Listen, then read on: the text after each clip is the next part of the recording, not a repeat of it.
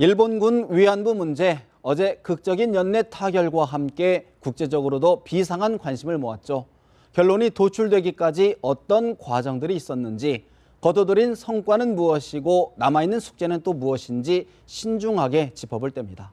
국회 외교통일위원회 여당 간사를 맡고 계시죠. 심윤조 의원 스튜디오로 모셨습니다. 의원님 어서 오십시오. 안녕하세요.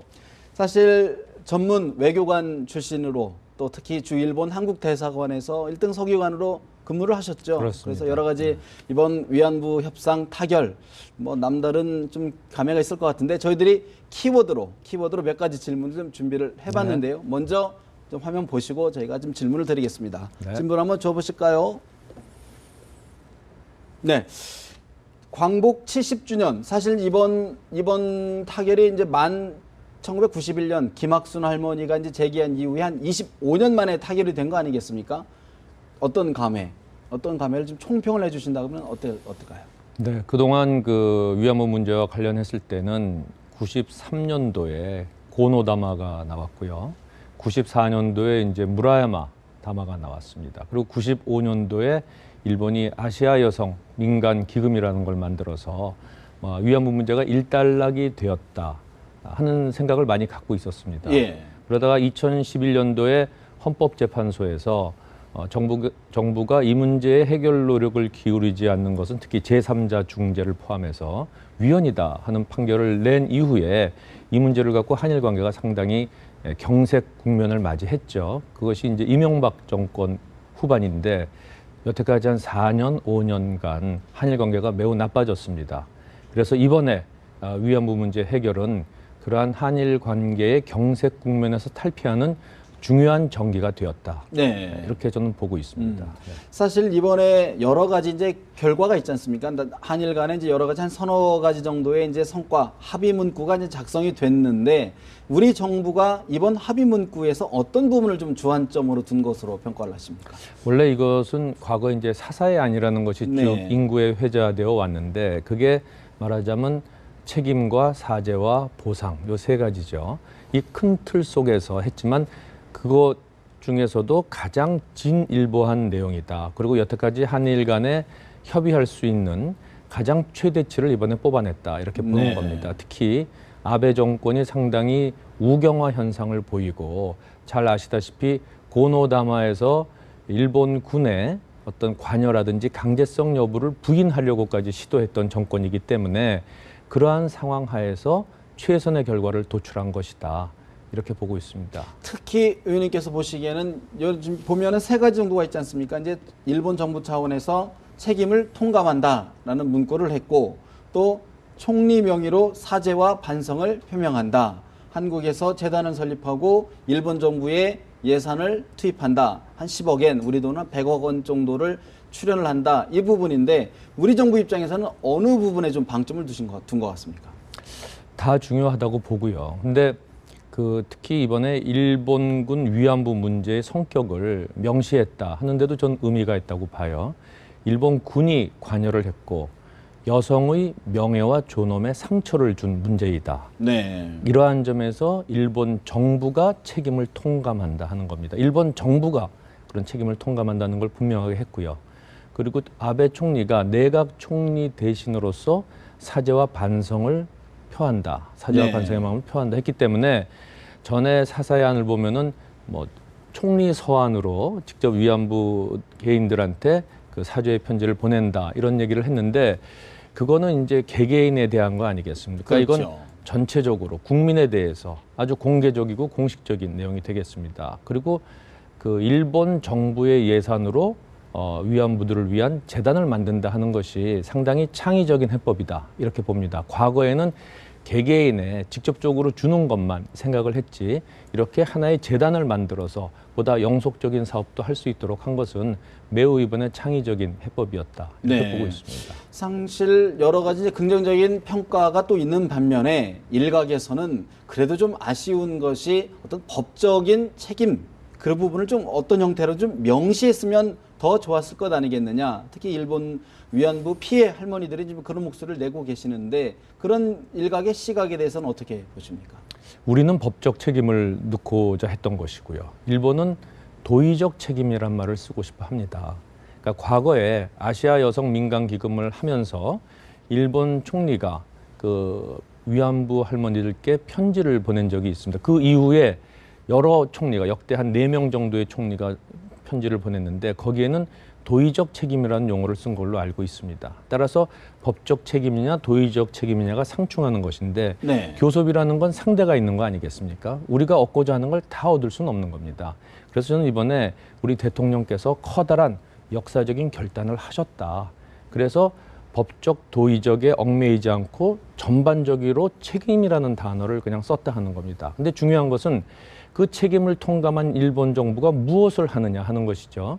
근데 총리가 직접적으로 그리고 공개적인 사과를 하고 일본 정부 예산으로 재단을 설립한다 하는 겁니다. 과거에 아시아 여성 민간 기금을 왜 우리가 거부했냐 하면은 그때도 일본 정부의 예산이 포함되어 있었어요. 그렇지만 굳이 일본은 그것을 민간 기금이라는 민간이라는 데 중점을 둔 겁니다. 그래서 우리가 받아들이지 않은 것인데 이번엔 정부의 예산이라는 걸 명시적으로 밝혔거든요. 그러니까 일본이 갖고 있는 반성과 사죄의 마음을 아주 구체적인 행동으로 옮긴 것이기 때문에 네. 저희가 얻고자 하는 것을 상당히 얻었다 이렇게 평가하는 겁니다. 그러니까 결국은 법적인 책임 부분을 일본 정부의 국가 예산을 지원함으로써 어느 정도 담보한 것 아니냐 그랬다고 봅니다. 그런 건데 네. 사실 이제 우려되는 부분이 또 일본의 요즘 뭐 일본 언론들이 왜 그런지는 모르겠지만 자꾸 뒷얘기를 해요. 기시다 후미오 외무상이 그거 배상 아니다. 배상 아니고 치유를 위한 어떤 지원일 뿐이다. 이렇게 얘기를 하다 보니까 좀 우리가 얘기했던 거하고 좀 약간 해석이 다른데 어떻게 보십니까?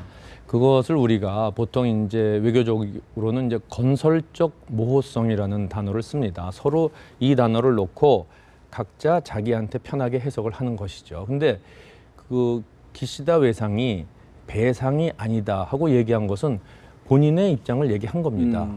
그것을 우리가 배상임을 다시 밝혀라 이럴 필요도 없고요.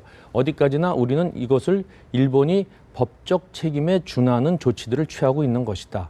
이렇게 받아들이면 되는 것입니다. 네. 그런데 이제 결국은 서로 양측이 해석할 수 있는 여지를 조금씩 남겨둔 거다. 이제 그 점에 있어서 일부 네. 불만이 있을 수 있다고 본 거죠. 그래서 어제 박근혜 대통령께서 국민들에 대한 메시지를 발표하시면서 이것을 대승적 차원에서 이해해달라고 말씀하신 거는 그러한 것도 포함해서 한 겁니다. 네. 또 하나 자꾸 이제 저희 좀 아쉬운 부분을 좀 지적할 수밖에 없는 부분인데 여러 가지 어제 합의 문구 물론 합의문을 작성하지는 않았지만 발표문에 이제 우리 지금 일본 대사관 앞에 소녀상이 있지 않습니까? 위안부 소녀상 문제를 언급을 했단 말이죠. 굳이 그렇게 할 필요까지 있었느냐라는 또 시각이 있는데 어떻게 보십니까? 그거는 일본 측이 소녀상 문제를 상당히 많이 거론한 것 같아요. 근데 우리 발표문을 보면은 일본이 그런 소녀상에 대해서 안전의 문제라든지 위험의 문제와 관련해서 그 문제를 제기했다 하는 걸 우리 정부가 인지했다, 네. 알겠다 하는 얘기죠. 그래서 이걸 우리가 관련 단체와 협의를 해 나가겠다 하는 얘기는 관련 단체와 계속 협의를 해 나가면서 그 관련 단체의 반응을 존중하겠다 하는 얘기입니다. 그러니까 이것과 관련한 단체 그리고 위안부 할머니들의 생각, 마음 그리고 우리 국민 여론 전체를 보면서 네. 그 문제를 계속 그렇게 협의해 나가겠다는 거니까 결코 우리가 국민 여론에 반하는 어떤 약속을 하거나 한 것은 아니다 하는 겁니다. 네. 최소한도의 네. 일본 측이 그간 이 문제를 제기했던 강도에 비추어서 최소한의 언급을 한 것이다. 이렇게 보고 있습니다. 서로의 거듭 말씀드리지만 서로가 충분히 풀어갈 수 있는 여지를 두고 좀 시간을 갖자 그런 해석이 가능한 거군요. 그렇습니다. 네. 또 하나 이제 저희들이 이제 이번 이 일본군 위안부 문제가 우리나라 문제만은 아니지 않습니까? 이제 중국에도 있고 말레이시아라든가 이런 동남아시아에도 일본군 위안부 피해자들이 있는데 중국 측에서 상당히 이번 타결에 대해서 관심을 기울이고 있는 것 같아요. 어떤 이유에서일까요? 당연히 관심을 기울이겠죠. 근데 중국의 신화통신이라든지 신화사라든지 황구일보를 보면은 일본이 움직인 것은 미국의 압력에 의한 것이지 일본이 진정성을 갖고 반성한 것은 아니다 해갖고 상당히 일본을 비판하는 그러한 내용이 주를 이룹니다. 그리고 또 일각에서는 그렇지만 이번에 한일 간의 해결 모델을 연구해 볼 필요는 있겠다. 이런 얘기도 하고 있어요. 네. 그래서 중국이 상당히 관심을 갖고 있는 것은 사실이고요. 그러나 한일 양국이 이 문제를 해결하고 서로 협력해 나간다는 데 대해서는 중국도 어떤 공개적인 이의를 달 수는 없을 것이다. 이렇게 네. 봅니다. 그렇다 그러면 또 일각에서는 이번에 어쨌든 한일 양국이 외교 현안을 풀었기 때문에 이제 한미일 삼각 공조가 좀 이제 더 굳건해지고 좀 뭔가 좀 변화를 꾀볼 수 있는 것 아니냐라는 시각이 있는데 앞으로의 한미일 삼각 공국 체제 어떻게 전망하십니까? 뭐 지금까지도 나름대로 그 역사 문제와 그 실질적 협력 문제를 투 트랙으로 해왔기 때문에 특별히 한미일 삼각 협력 관계가 나빴다라고는 네. 얘기할 수는 없습니다. 그러나 미국으로 볼 때는 한국도 동맹국이고 일본도 동맹국인데 그 한일 간이 어쨌든 이 껄끄럽고. 과거사 문제로 인해서 협력이 원활치 않았다. 특히 이제 북한 관련 그 정보 교환이라든지 협력 문제, 다음에 여러 가지 공통의 경제 협력 문제 이런 것들이 좀 있었습니다. 그래서 미국으로서는 한일 양국이 잘해줬으면 좋겠다 하는 의사 표명을 계속 해왔고 특히 예. 이제 일본 쪽에 그런 얘기를 많이 했죠. 그리고 위안부 문제에 대한 미국은 또 확고한 입장을 갖고 있으니까 오바마 대통령도 그 문제는 아주 끔찍한 문제라고 얘기하지 않았습니까? 그런 것들이 일본 측에 충분히 전달돼서 이번 문제 해결에 어떤 그 과정을 그 환경을 네. 제시해줬다 이런 생각은 듭니다.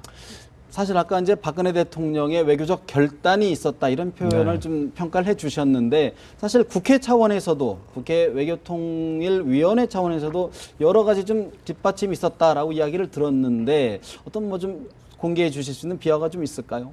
국회 차원에서는 특히 이제 한일 의원연맹 서청원 의원이 거기 회장으로 계신데 그 많은 노력을 했습니다. 물론 정부가 교섭의 당사자이긴 하지만 그 주변에 그 여건 조성에 있어서는 국회 차원에서도 분명히 할 일이 있다 이렇게 생각을 했고요. 그래서 네.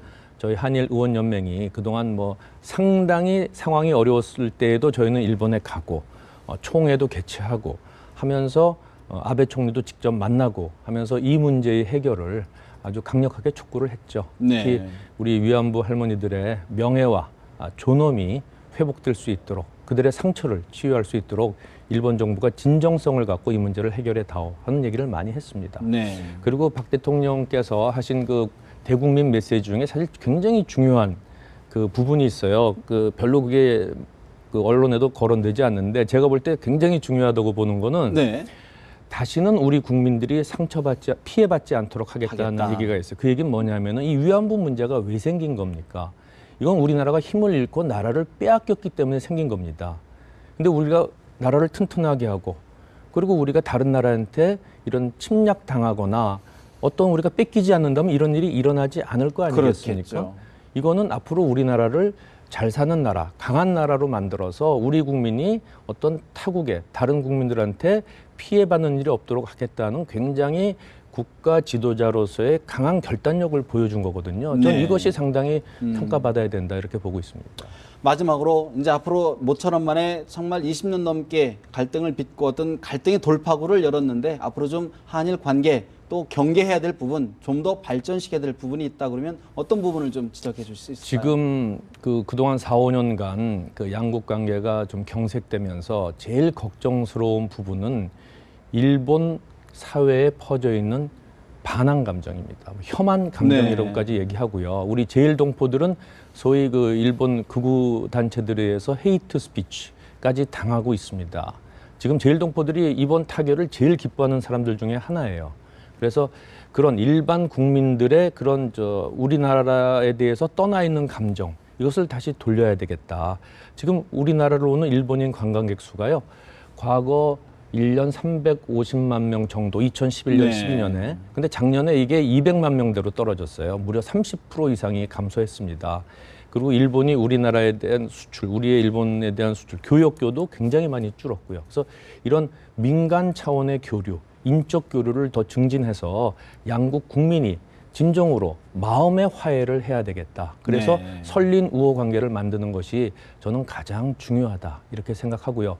그런 점에서 이번 위안부 타결은 양국 지도자의 커다란 역사적인 결단이었다. 이번 일을 계기로 한일 양국 관계가 제대로 복원되도록 다 같이 노력해야 된다. 이렇게 생각을 합니다. 알겠습니다. 지금까지 국회 외교통일위원회 여당 간사를 맡고 계신 심윤조 의원으로부터 현 정부 또 한일 관계 이야기 좀 짚어봤습니다. 말씀 고맙습니다. 감사합니다.